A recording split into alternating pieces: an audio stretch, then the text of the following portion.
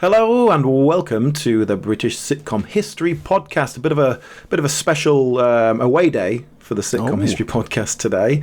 My name is Alan. With me, as always, is Gareth. Hello, Gareth. Now, I've had a little field trip. I went to see Only Fools and Horses, the musical. The musical. Because you live in that London, and I'm still up in Yorkshire, there's not something we could really do together. But yeah, you could take advantage of the marvellous cultural options on the menu of the West End.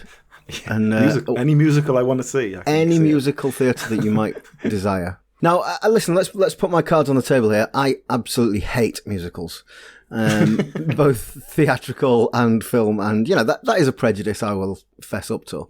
I am coming to this expecting to be a little bit negative about it, but convince me. Is it worth going to see? How did you find it? Well, let me throw some caveats in first. First of all, I have seen it before. It's been on the West End for about 5 years. Obviously, there was a big COVID gap in the middle of that. Yeah, but I did go and see it pre-COVID when it first came out, because obviously I'm interested in sitcoms. I went to see it. And I wasn't impressed. I wasn't that fussed about it at the time. I'll sort of go into a bit of that why. So now they've just announced it's finishing. As we're recording this, it's going to finish in the next couple of weeks. So I thought, I better go and see it one more time while I got the chance. I suspect it will go on tour because it's done very well at the West End. So I wouldn't be surprised if you can come and see it up in Leeds or something. But I thought, let's go and see it one more time. So caveat number one here. I was at the back of the theatre. Okay. I couldn't have been further back. I was sat next to the tech box. A bloke a couple of rows in front of me stood up and blocked the spotlight at one point. So that's how close we were. So I accept, but you know what? I'm not made of money. Come on. I do. It is expensive to go see shows at the West End. That means I probably lost some of the nuance of performance and that sort of thing. Yes, I'm not a big fan of musicals myself. Especially ones that have been crammed into a previously, existing property rather than built from the ground up. Yeah. I think, generally speaking, they don't work very well. Hang on a sec, Alan, because the big sort of commercial successes of recent years have been these jukebox musicals, haven't they? Where you take a pre-existing body of musical work and crowbar a story into it. You're describing coming from the other side, where you've got in this case, a sitcom, or it might be a film or whatever, some non-musical piece of work, and they then, to use the same words, crowbar music into it. What you're saying is that's both of those are somehow impure. It has to be, the music and the words have to be simultaneously created for you to be happy. Is that what you're saying? It's not a purity issue. It's not a moral stand. I just think they tend to be better if they're all built with that idea in mind. Yeah. Because otherwise you have an existing plot, and then you're like, oh, right, where do we cram songs into this? I saw the Back to the Future musical, and I think that suffers from a similar problems. But I thought I was actually all right. I saw Big, the musical, like off the Tom Hanks film. That was awful. Right.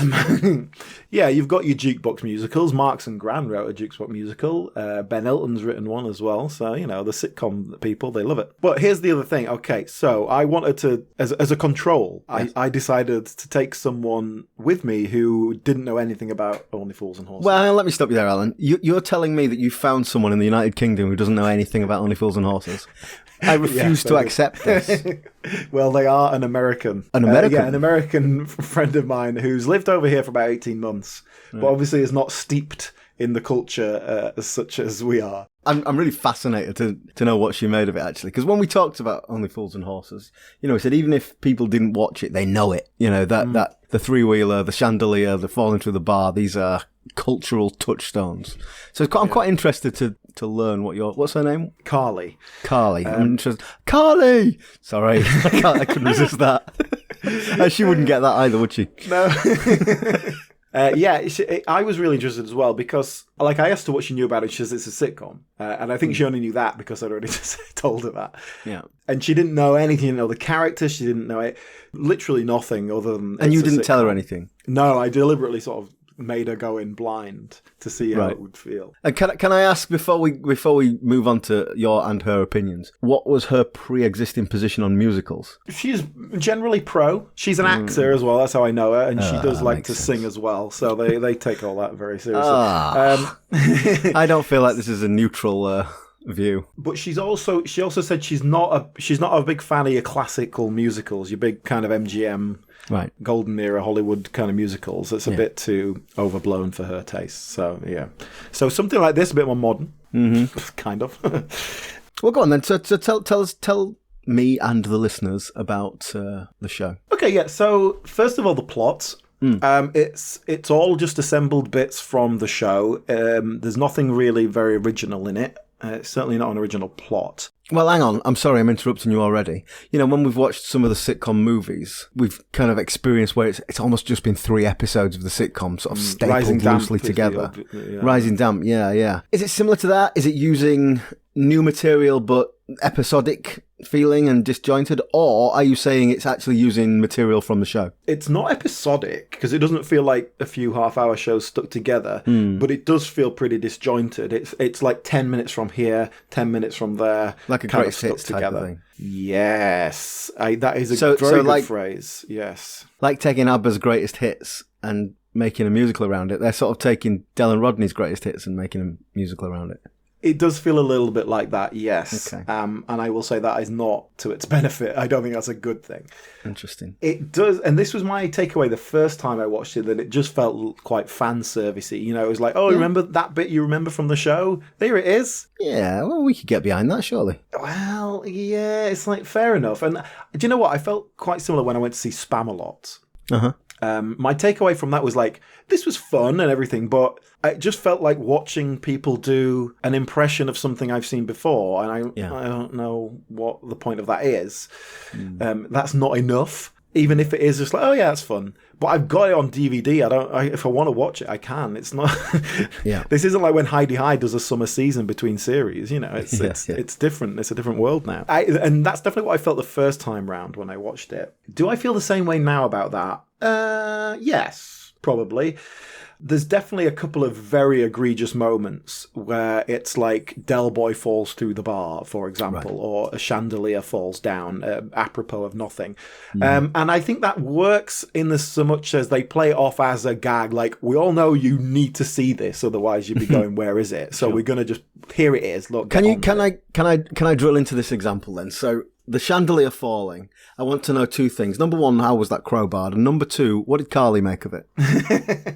Well, I guess it's not really a spoiler because it's not really relevant to anything, but it happens at the curtain call. They do the big bow and then the chandelier like slams down on top of the van.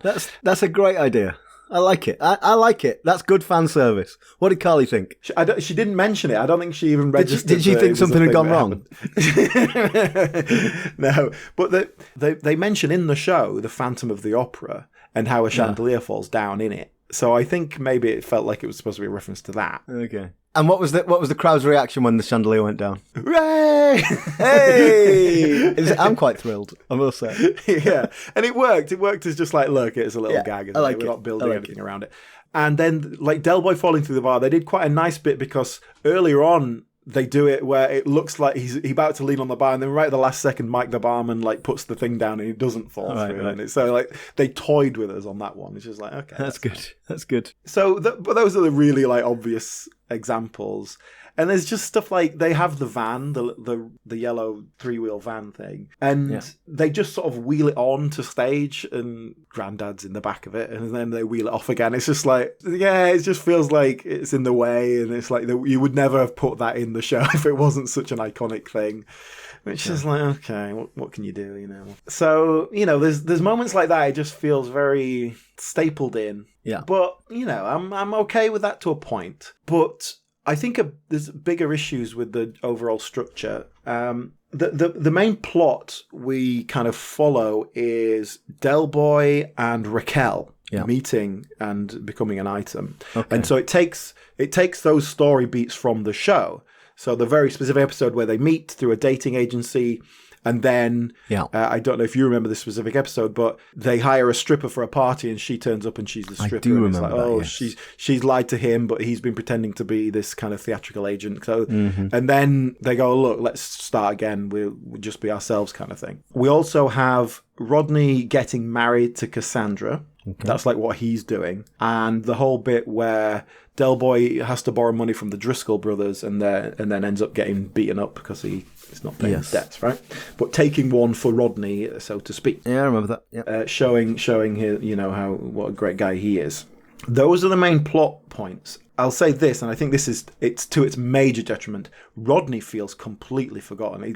Rodney is not given anything to do, and really? Cassandra even less. It really feels like Rodney is undermined as a character, and I don't know why that is. That feels like such a basic do Del Boy and Rodney. That's your first port of call, and then build everything else around it. Rodney feels really underserved as a character. So is that something to do with, if we think about the show and how the dynamics of Only Fools and Horses changed throughout the years?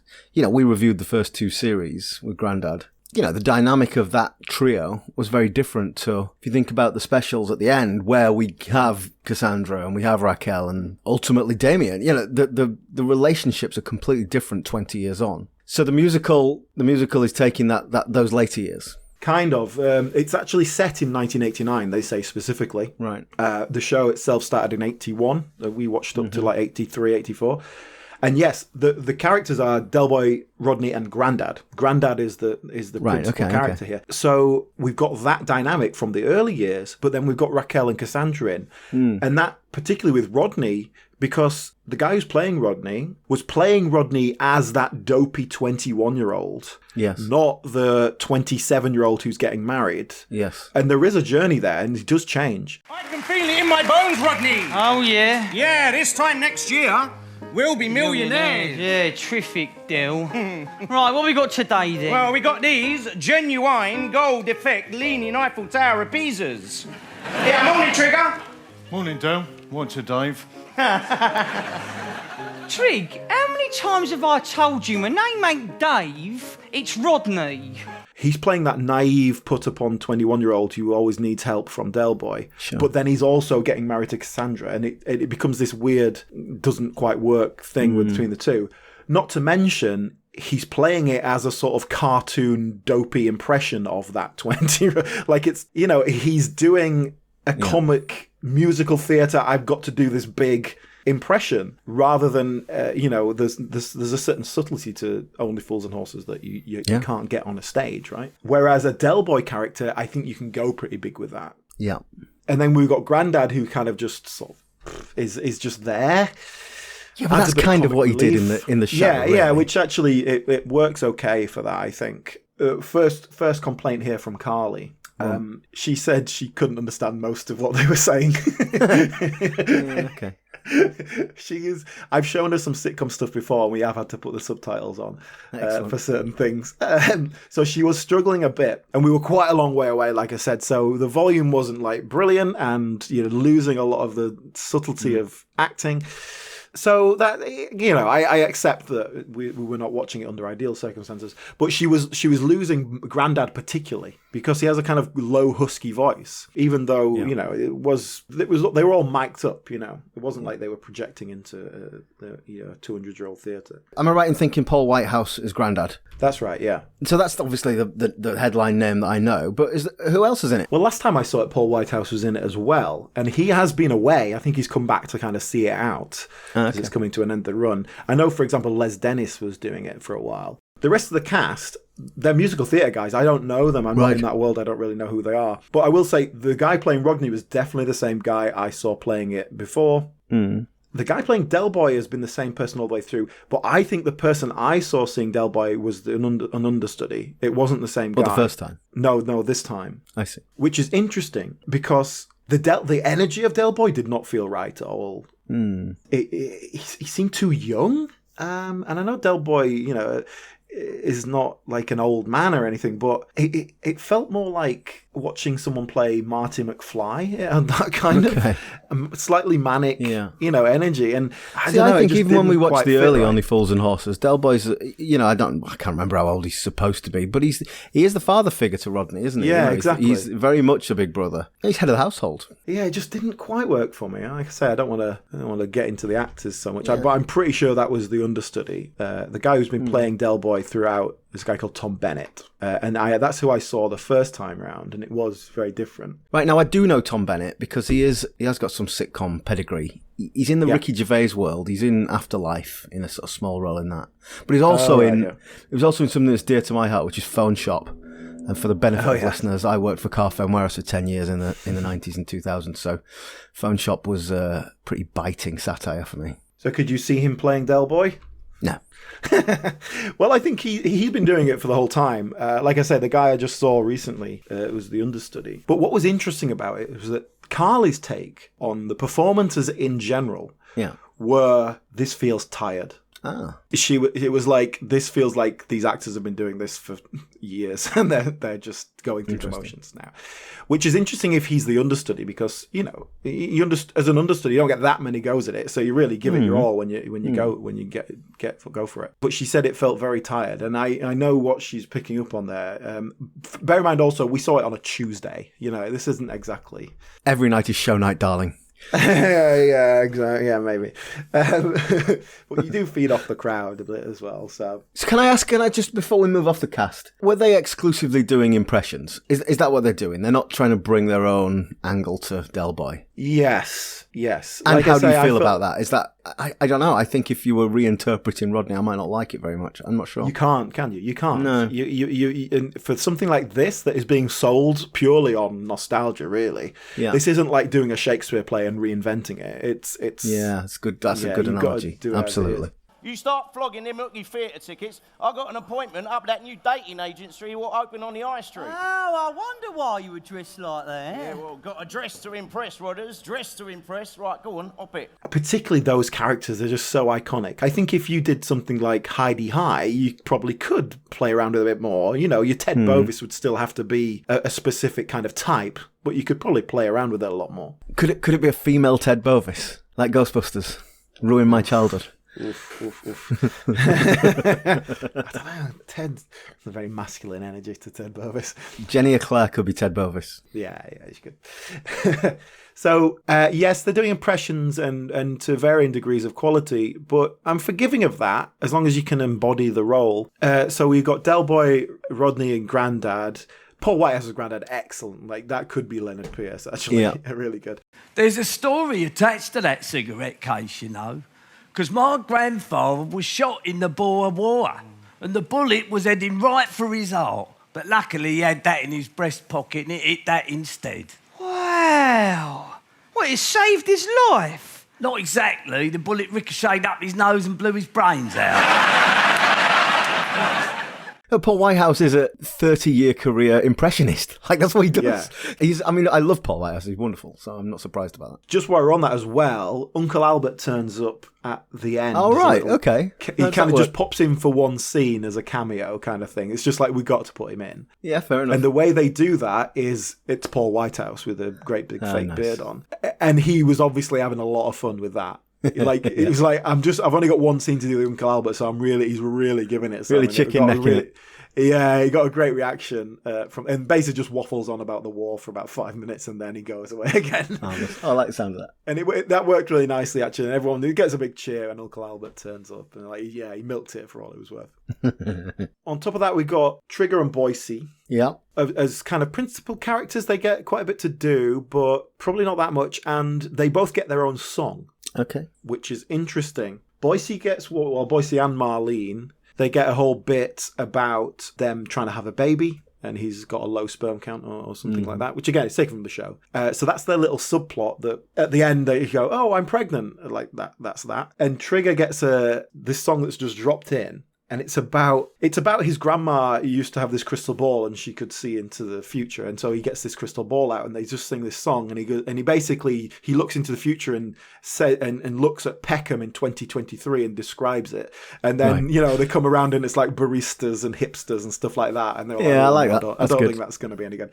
It's a pure comic relief song that's just dropped in. It doesn't add anything to anything. But it kind of works, and it is kind of acknowledging the time shift and all that. So it's like, all right. But again, it adds to this idea of it feeling a little bit unstructured. And it's just kind of, oh, here's a bit with Boise. Yeah, there we go. Then you've got Denzel, you've got Mickey Pierce, you've got Mike the barman, who are just crowd. They're just kind of in the background doing stuff. Yeah. It's a tough one. Do you do more with them? In which case I'm saying, oh, you've done too much. You've given their own song. Do you do nothing with them? In which case I'm saying, why are they there at all? You can't win, can you? But they're not incorporated into the plot. They're just there, and so we have to we have to add a scene in for them to serve them. Uh-huh. In that age, yeah, like I say, it just didn't flow. So do you think, like, you understand why that, you know, you want to get those characters in? Yeah. But, you know, if you think about an episode of Only Fools and Horses, you just pulled one discrete episode, you're not going to have Trigger and Boise and Mickey Pierce and Raquel and Cassandra. You know, if it's just one episode, the plot is going to focus on our main characters and one or two minor characters. I suppose this is that greatest hits problem, isn't it? You know, if greatest hits, you got to bring all the characters in, and it's detrimental to a 90-minute story. Plus, yeah, but bear in mind this isn't one episode you're dealing with. It's like 2.5 hours with an interval, you know. God, is that long? Yeah, it's proper musical, man. But yeah, you got to fit your songs into that. But find a plot where Del Boy's got a problem and he has to enlist Boise's help. So Boise's part of the plot. Yeah. And they don't, not only do they not do that, they don't even have Rodney helping him with the plot. It's, I don't know why. I think having him, the whole Raquel thing is nice and it works. And I was thinking, why not just do one of the earlier shows? You haven't got Raquel and Cassandra there. But then I realised, like, if you did that, you wouldn't be any women in this at all. Yeah, so that's the problem, maybe you want to branch that out a bit. So yeah, and then you got the moments where Trigger, like, the scene begins and Trigger's like, yeah, so it said 13 new heads and 6 new handles. Yeah, it's like, all right, yeah, okay, fine. See, the thing is, I feel like I'm being quite sniffy about this and quite negative, but honestly, if I was going to see Only Fools and Horses, I want to see the greatest hits. You know, you don't get the Rolling Stones to see their new stuff, do you? I know, but I just think you can package it better. And well, can I ask you? Obviously, the biggest difference is the fact that it's a musical. So, having put my cards on the table, like, what are the songs? How are the songs? Right, yeah, It's a tough one, the old songs, because my general feel on it is that it doesn't feel like they've worked out what their mood is, what the songs are. And you know, if you most musicals, you like I say, you build it from the ground up, you're working to a holistic vibe of what the music is and how it adds to the plot and etc. etc. This feels more like, so rather than the song developing the character or saying something, you do that in the plot and then you just drop a song in. And it feels very just scattershot. I don't know what the mood of the music is. What I feel it should be, and I think what it mostly is kind of Cockney knees up kind of vibe. Right, yeah. But not with any real consistency. They opened the show pretty much with the theme song. Both the opening and ending theme song kind of pieced together. No income tax, no VAT, no money back, no guarantee. Black or white, rich or broke, we'll cut prices at a stroke. God bless Hooky Street, viva Hooky Street, long live Hooky Street, say magnifique Hooky Street. And I must admit, of all the bits in the show, that was the bit, seeing this big kind of orchestral groups singing version of of Hooky Street. That was cool. The bit that kind of shivers down my spine. You know, that was the bit that really was like, this is it, right? And then there's a couple of pop songs in there. Lovely Day by Bill Withers, that's in there, and Holding Back the Years, Simply Red. Yeah, just kind of dropped in. So I suppose in a sitcom, you're using some music as incidental music or as diegetic music. It's adding to the sitcom. But if you're doing a musical, as you said, and there's a musical vibe to it, then adding in that music has a very different impact. Yeah, and it's not diegetic music, it's someone singing it. You know, someone bursts out into musicals for song.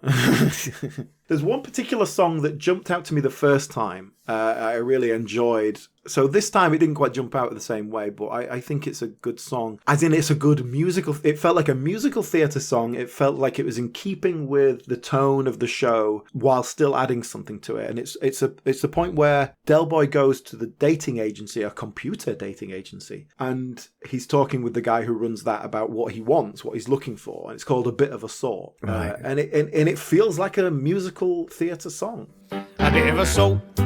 The sort of salt who's not too tall and not too short. Too short. And not too old and not too fat, but not too thin. Too thin. The sort of salt who sends your heart into a spin and makes it boom and lights the room when she walks in. And she's got to have class. She's got to have style, a bit refined. Yeah, with her own hair and her own teeth, if you don't mind. Yeah, that's the sort to suit me to a T. Yeah, that's the sort to suit a bloke like me. The writers, by the way, are Jim Sullivan, who is John Sullivan's son, and Paul Whitehouse, who is... Obviously, it's mostly based on John Sullivan's work in terms of the plot. Yeah. But the music and lyrics are largely by Jim Sullivan and Paul Whitehouse. Chaz of Chaz and Dave has got a couple of credits on some of the songs. Lovely jubbly. Not least Margate, because they do the Margate. The Margate. Now, that's one that basically they're all in the pub and Mike the barman comes out. All right, lads, don't forget, early tomorrow we're off on the Jolly Boys outing. They sing Down to Margate, then they move on. That's just like, it's so... And they don't go on the outing. Right, no, okay.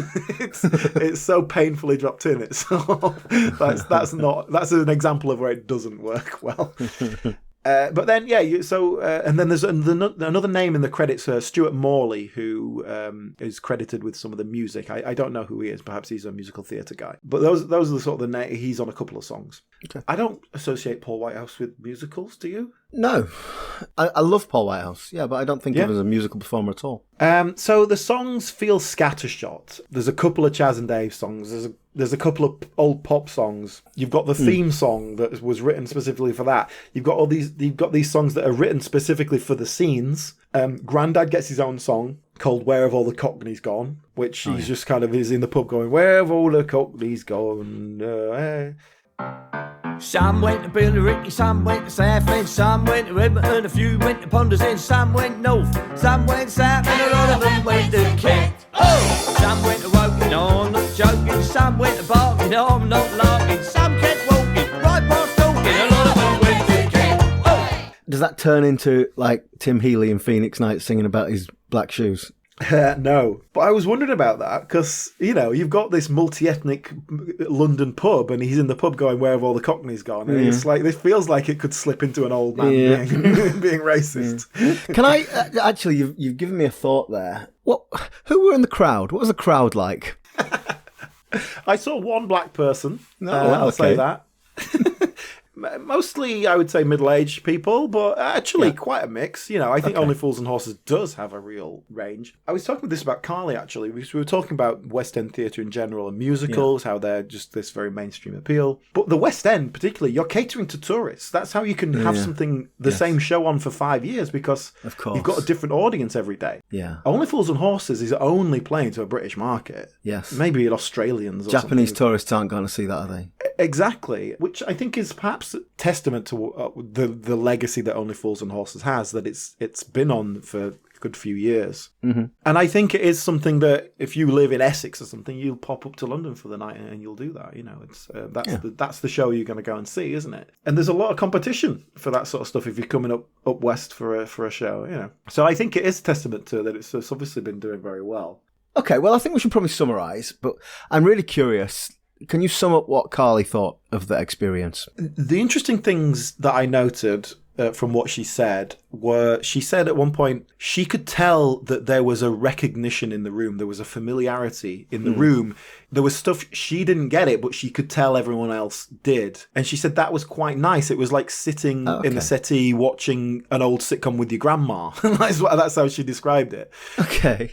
So I thought that was quite nice, quite a positive way of seeing that. Yeah.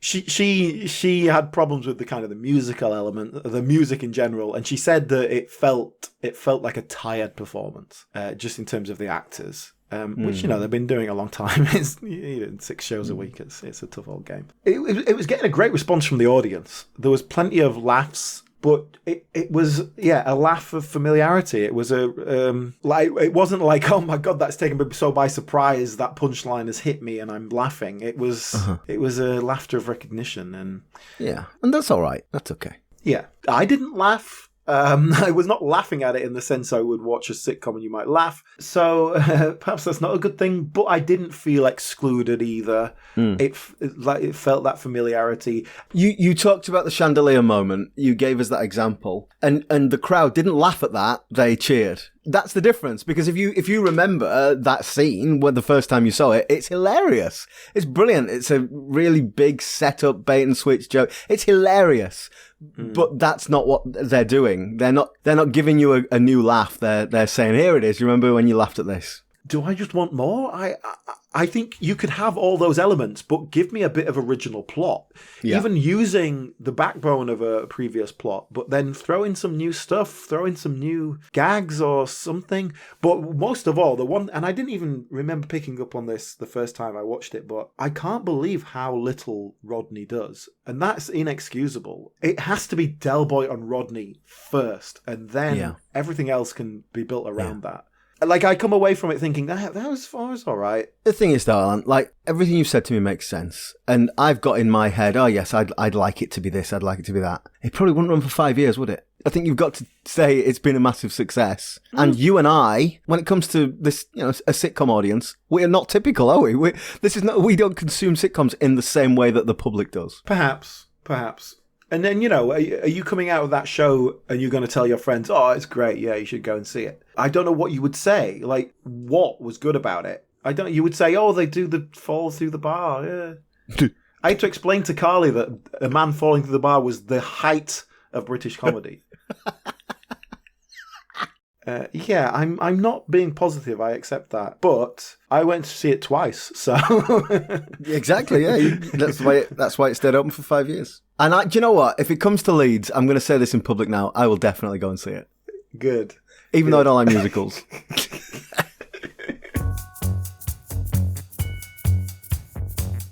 To our listeners, thank you so much for listening. Hope you've enjoyed this slightly unusual episode. And we'll be back with some sitcom reviews soon. And if you'd like to follow us on social media, we're on Twitter and Instagram at BritComPod, or our Facebook page, British Sitcom History Podcast. Thanks so much, everyone, for listening, and we'll see you soon. Bye. Bye.